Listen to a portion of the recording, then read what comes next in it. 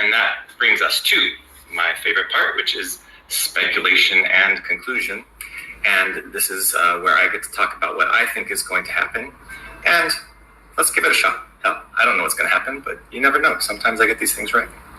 So as far as the injunction, I think the judge grants and gives an injunction against future institutional sales of XRP against Ripple.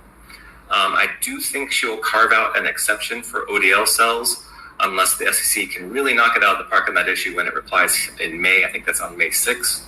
So I think on this issue, I'm going to call it a draw. I think the SEC is going to get some of what they want, but Ripple's going to get what it wants.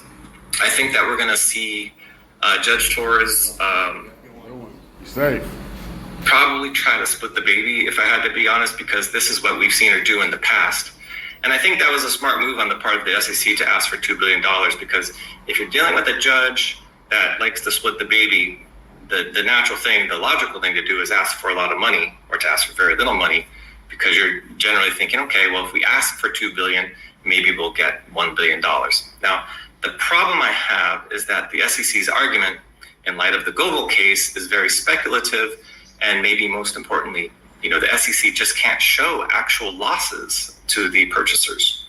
It can say and show that purchasers could have lost money, but it doesn't look like it can produce facts that show actual losses of money. And, as kids say, goes with the courts, coulda, shoulda, woulda, right? So we need facts in court, and I don't see any facts yet about actual losses of money. So based on that, it's going to be very difficult for the judge to craft any sort of ruling that would hold up to an appeal. So I guess what I'm saying is I just don't see how the judge is going to draft an order with any disgorgement in it unless the SEC can kind of pull off a little minor miracle in its final brief. And therefore, if, absent that, I am saying that the judge will order zero disgorgement, but throws the SEC a bone and orders Ripple to pay $100 million penalty. Because why not? Just a nice round number. So I would say that based on what we've seen so far in the case, that the final judgment will come out this summer. I'm guessing July, maybe August. And then whatever the ruling, I think both sides file notices of appeal, and the case heads up to the DCA appeals court and is ruled on next year. Now, I wouldn't appeal it if I was the SEC, because bad facts make bad law, but that's just me. I don't know if the SEC can just let this go. Everything seems very personal to them.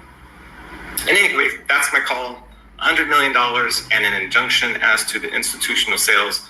We'll see if I hit the bullseye or if I'm way off target.